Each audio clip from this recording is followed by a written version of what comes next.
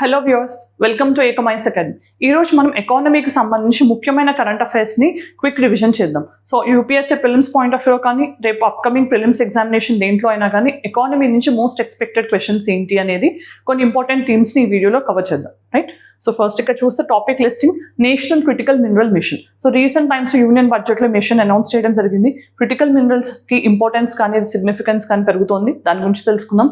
Next national turmeric board. Recent టైమ్స్లో central government national turmeric బోర్డ్ని establish చేయడం జరిగింది. ఎగ్జామినేషన్లో పర్టికులర్ థింగ్స్ అడిగే ఛాన్స్ ఉంటుంది. అలానే రమేష్ చంద్ ప్యానెల్ అనేది దేనికి సంబంధించి ఎవరు అపాయింట్ చేశారు. Next house hold consumption expenditure survey 2023-24 second expenditure survey అలాంటిది రిలీజ్ అయింది. నెక్స్ట్ ఆర్బీఐ గవర్నర్ అపాయింట్మెంట్ చూసాం రీసెంట్ టైమ్స్లో. అలానే మూల్ హంటర్ ఏఐ అనేది ఎవరు యూజ్ చేస్తున్నారు, దేనికోసం అనేది. దాంతోపాటు విండ్ ఫాల్ ట్యాక్స్ అనే దాన్ని గవర్నమెంట్ రీసెంట్ టైమ్స్లో అబాలిష్ చేయడం జరిగింది, దాని గురించి. అలానే national mission on natural farming అనే దానికి కూడా గవర్నమెంట్ చాలా ఇంపార్టెన్స్ ఇస్తోంది. యూనియన్ క్యాబినెట్ రీసెంట్ టైమ్స్లో అప్రూవ్ చేసింది.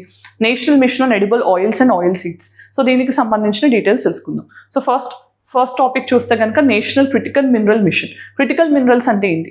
ఏ మిషన్స్ అయితే కనుక మనకి ఏ మినరల్స్ అయితే కనుక ఎనర్జీ సెక్యూరిటీతో పాటు కంట్రీ యొక్క ఎకనామిక్ గ్రోత్ అండ్ ఇండస్ట్రియల్ డెవలప్మెంట్కి అవసరం ఉంటాయో వాటిని క్రిటికల్ మినరల్స్ అంటాం. సో మనం రోజు డెవలప్ అయ్యే కొద్దీ మనకి నీడ్స్ పెరుగుతుంటాయి. ఆ నీడ్స్కి కావాల్సిన క్రిటికల్ మినరల్స్ ఏవైతే ఉంటాయో వాటిని మనం సంపాదించడానికంటే లైక్ మైనింగ్ పాయింట్ ఆఫ్ వ్యూలో కానీ వాటిని ఎక్స్ప్లోర్ చేయడానికి కానీ గవర్నమెంట్ ఒక డెడికేటెడ్ మిషన్ని అనౌన్స్ చేయడం జరిగింది. రైట్, ఇక్కడ ఒకసారి ఏం చూస్తే exploration of critical minerals both on shore and off shore. అంటే ఆన్ ల్యాండ్ నుంచి కానీ లేకపోతే aquatic ecosystems like seas and oceans deep sea mining ద్వారా కానీ మనం వీటిని ఎక్స్ప్లోర్ చేయడంతో పాటు fast tracking the regulatory approval. So మైనింగ్లో రెగ్యులేటరీ అప్రూవల్స్ రావడం అంత ఈజీ కాదు. సో వాటిని ఫాస్ట్ ట్రాక్ చేసినప్పుడే మనం ఏదైతే మనకి రీసోర్స్ పొటెన్షియల్ ఉందో దాన్ని లెవరేజ్ చేయడం అనేది పాసిబుల్ అవుతుంది. సో దానికి సంబంధించి మరి రీసెంట్ టైమ్స్లో ఇచ్చిన మిషన్ అవుట్లే ఎంత 16,300 crores అనేది గవర్నమెంట్ ఆఫ్ ఇండియా ఈ మిషన్కి డెడికేట్ చేయడం జరిగింది. మరి నెక్స్ట్ మనం చూస్తే కనుక financial incentives for critical mineral explorations ఎవరైతే ముందుకు వస్తారో ఆప్షన్స్లో వాళ్ళకి ఇవ్వడంతో పాటు రీసెర్చ్ని ఎంకరేజ్ చేయడానికి సెంటర్ ఆఫ్ ఎక్సలెన్స్ని ఎస్టాబ్లిష్ చేస్తున్నారు. ట్రేడ్ పార్ట్నర్షిప్స్ని కూడా మనకి మెయిన్గా గుర్తుంటే ఇండియా అండ్ యూఎస్ మధ్యలో మినరల్ సెక్యూరిటీ పార్ట్నర్షిప్ అనేది కూడా సైన్ అయింది. అలాంటి వాటిని ఎంకరేజ్ చేయడంతో పాటు ఇండియా యొక్క రిలయన్స్ ఇంపోర్ట్స్ మీద తగ్గించడం కూడా మెయిన్ ఆబ్జెక్టివ్. మరి దీన్ని ఎవరు ఇంప్లిమెంట్ చేస్తున్నారు అంటే ministry of mines 7-year period కోసం దీన్ని ఇంప్లిమెంట్ చేయబోతుంది. ఎప్పటి వరకు 2020-31 వరకు కూడా దీన్ని అనౌన్స్ చేయబోతున్నారు. రైట్, నెక్స్ట్ మన నేషనల్ టర్మరిక్ బోర్డ్ రీసెంట్ టైమ్స్లో మన గవర్నమెంట్ ఆఫ్ ఇండియా ఇనాగ్రేట్ చేసింది. దీని హెడ్ క్వార్టర్స్ ఎక్కడి నుంచి అంటే నిజామాబాద్ తెలంగాణ నుంచి ఆపరేట్ చేయబోతున్నారు. మెయిన్గా మనం చూస్తే ఇక్కడ మినిస్ట్రీ ఎవరు ఇంప్లిమెంట్ చేయబోతున్నారు ఆర్ ఎవరు సూపర్వైజ్ చేయబోతున్నారు అంటే ministry of commerce and industry. మరి ఇక్కడ ఫంక్షన్స్ చూస్తే కనుక మనకి ఏవైతే మెయిన్ స్టేట్స్ నుంచి మన టర్మరిక్ అనేది ప్రొడ్యూస్ అవుతుందో వాళ్ళ యొక్క ప్రొడక్షన్ కెపాసిటీని ఆగ్యుమెంట్ చేస్తూనే మనకి ప్రొడ్యూస్ అవుతున్న టర్మరిక్కి వాల్యూ అడిషన్ చేసి దానికి కూడా మార్కెట్లో ఆర్ అబ్రాడ్లో ఒక మంచి డిమాండ్ క్రియేట్ చేయడం అనేది మెయిన్ ఉద్దేశం. సో ఇక్కడ మనకి 20 states నుంచి టర్మరిక్ ప్రొడ్యూస్ అవుతుంది. వాళ్ళకి సంబంధించిన వెల్ఫేర్ మెషర్స్తో పాటు వాల్యూ అడిషన్ అండ్ మార్కెట్ అనేది ఎక్స్పాండ్ చేయడం. సో మెయిన్ మనకి టర్మరిక్ ప్రొడ్యూసింగ్ స్టేట్స్ ఏంటి? మహారాష్ట్ర, తమిళనాడు, ఆంధ్రప్రదేశ్, మధ్యప్రదేశ్ అండ్ మేఘాలయ. దెన్ మనం ఒకసారి చూస్తే కనుక రీసెర్చ్ని పెంచడంతో పాటు వాల్యూ ఎడిషన్ చేయడం, అలానే అవేర్నెస్ అనేది. సో టర్మరిక్ యొక్క హెల్త్ బెనిఫిట్స్ ఏంటి, దాని యొక్క కల్చరల్ బెనిఫిట్స్ ఏంటి, ఇవన్నీ కూడా మనం హైలైట్ చేస్తూనే సేఫ్టీ అండ్ స్టాండర్డ్స్ని కూడా మనం ప్రమోట్ చేయడంతో పాటు coordination with other government departments and agencies. So మనకి మెయిన్గా ఇక్కడ మినిస్ట్రీ ఆఫ్ కామర్స్తో పాటు కొన్నిసార్లు మనం మినిస్ట్రీ ఆఫ్ అగ్రికల్చర్తో కానీ మినిస్ట్రీ ఆఫ్ ఇండస్ట్రీస్ ఇలా డిఫరెంట్ వాటితో మనం కొలాబరేట్ అవ్వాల్సిన అవసరం ఉంటుంది. మరి ఇక్కడ ఇంక్రీజింగ్ ద ట్రేడ్ అనేది మెయిన్గా జాబ్. నేను టర్మరిక్ గురించి చూస్తే కనుక దీన్ని గోల్డెన్ స్పైస్ అని కూడా అంటాం.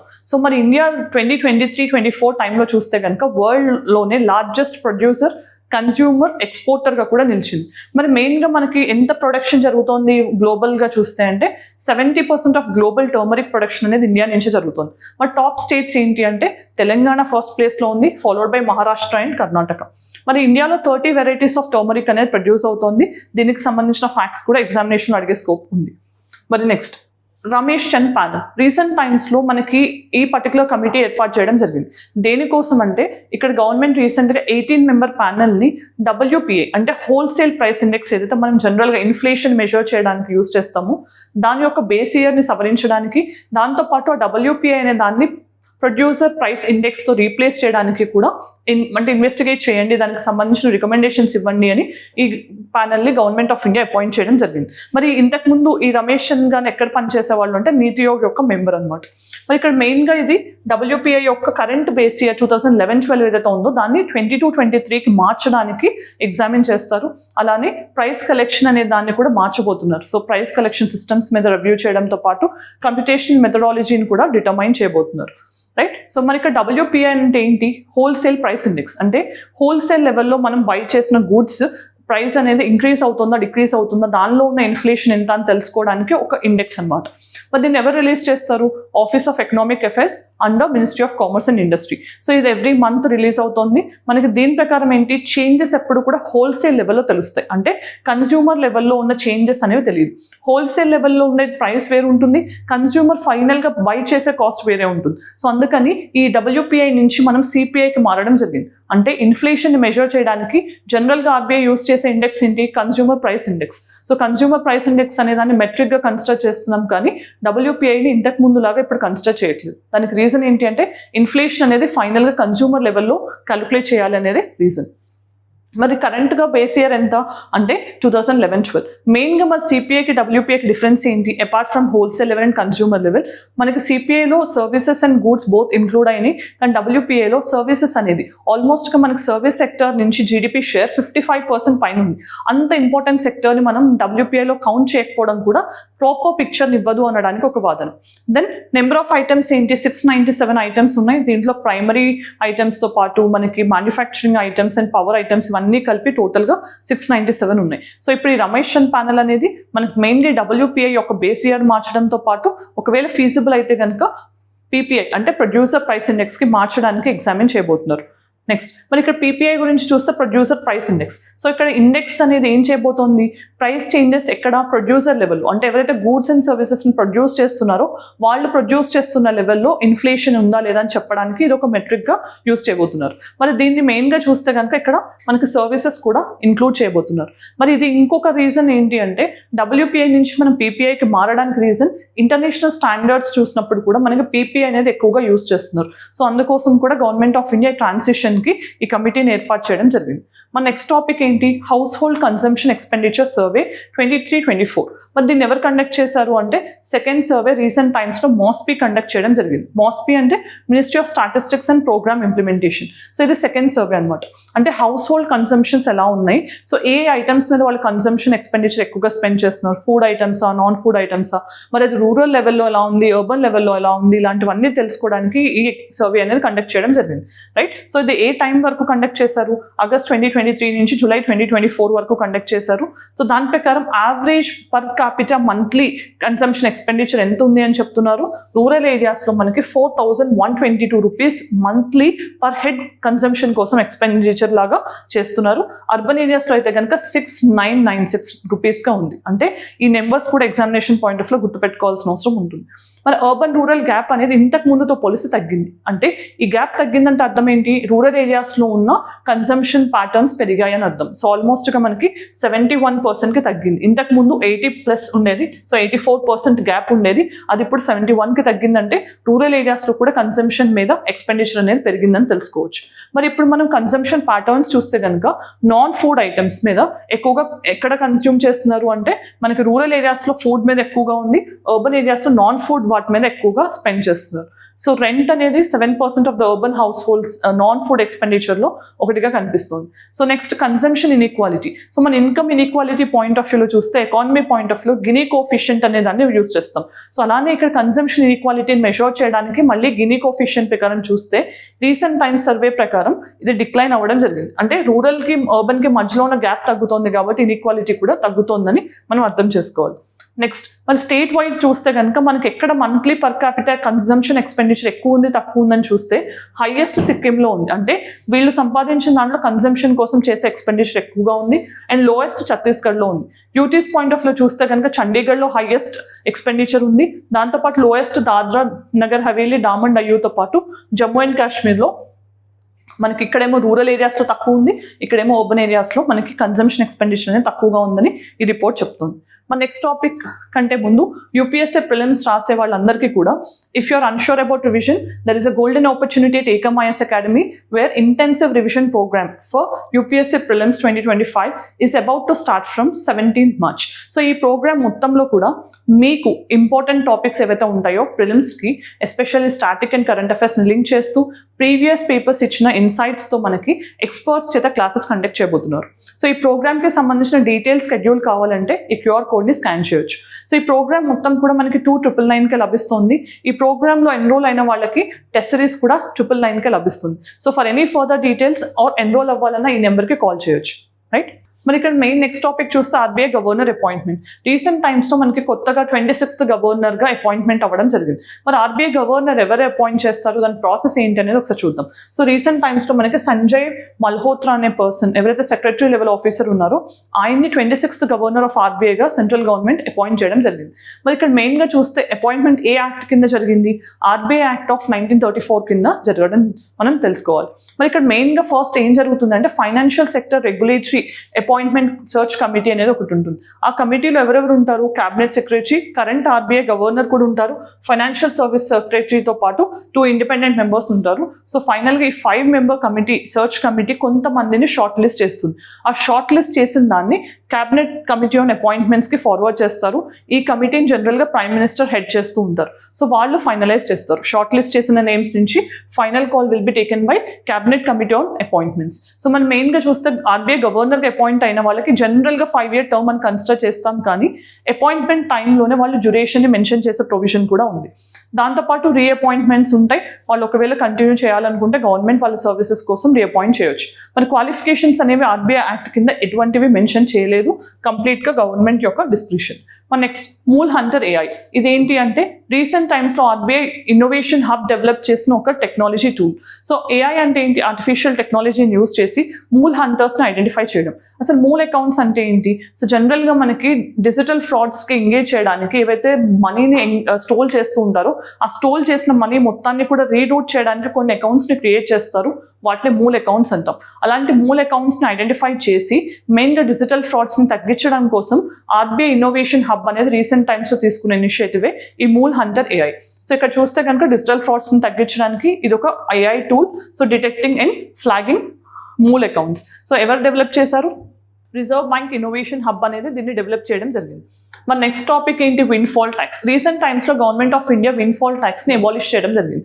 అసలు విన్ఫాల్ ట్యాక్స్ అంటే ఏంటి, ఏవైనా కంపెనీస్ లైక్ ఆయిల్, గ్యాస్, మైనింగ్లో ఉన్న కంపెనీస్ ఏవైతే ఉంటాయో వాళ్ళు ఏం ఎఫర్ట్ పెట్టకుండానే వాళ్ళకి ప్రాఫిట్స్ వచ్చాయనుకుందాం. అంటే ఇంటర్నేషనల్ మార్కెట్స్లో ఆయిల్ ప్రైసెస్ కానీ గ్యాస్ ప్రైసెస్ కానీ తగ్గడం వల్ల వాళ్ళకి ప్రాఫిట్స్ వస్తే ఆ ప్రాఫిట్స్ మీద ఒక ట్యాక్స్ ఇంపోజ్ చేస్తారు, దాన్నే విన్ఫాల్ ట్యాక్స్ అంటాం.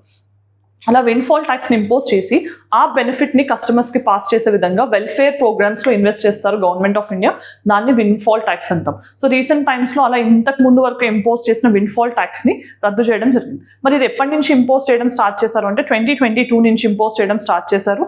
సో మెయిన్గా మనం చూస్తే ఇక్కడ oil and exports of petrol, diesel, aviation, turbine fuels అన్నిట్లోనూ ఇది విధించడం జరిగింది. సో గవర్నమెంట్ ఎప్పుడైతే unexpected profits without much effort impose చేసి వస్తున్నాయి అనుకుంటే కనుక అప్పుడు వీటిని విధించవచ్చు. మరి ఏ సెక్టర్స్ని కవర్ చేస్తుంది, ఆయిల్, గ్యాస్తో పాటు మైనింగ్ సెక్టర్స్ని. ఏమేంటి ఇక్కడ వచ్చే ఎక్సెప్షనల్ ప్రాఫిట్స్ ఏవైతే ఉంటాయో వాటిని కట్ చేసి కొంచెం దాన్ని వెల్ఫేరిజంకి డైరెక్ట్ చేయడం అనేది మెయిన్ ఆబ్జెక్టివ్. ఎప్పుడు ఇంట్రొడ్యూస్ చేశారు, 2022.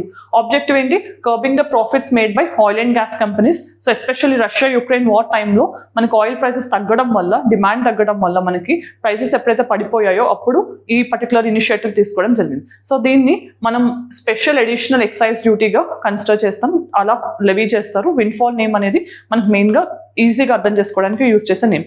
రివ్యూ ఏంటి, జనరల్గా ఎవ్రీ 2 వీక్స్కి ఒకసారి మనకి ఇంటర్నేషనల్ ప్రైసెస్ ఎలా ఉన్నాయని దాన్ని బట్టి దీన్ని రివ్యూ చేస్తూ ఉండేవాళ్ళు. Next topic, national mission on natural farming. మరి ఈ విషయంలో మనం యూనియన్ క్యాబినెట్ రీసెంట్ టైమ్స్లో ఒక న్యాచురల్ ఫార్మింగ్ మిషన్ని అనౌన్స్ చేయడం జరిగింది. సో అప్రూవ్ చేశారు. ఆ న్యాచురల్ ఫార్మింగ్ అంటే ఏంటి, అసలు first ministry of agriculture definition ఏంటి, ఎక్కడైతే కెమికల్ ఫ్రీ ఫార్మింగ్ అంటే ఇన్సెక్టిసైడ్స్ని కానీ పెస్టిసైడ్స్ని కానీ యూజ్ చేయకుండా న్యాచురల్ ఇన్పుట్స్ని యూజ్ చేసి మనం ఫార్మ్ చేసేదాన్ని న్యాచురల్ ఫార్మింగ్ అంటాం.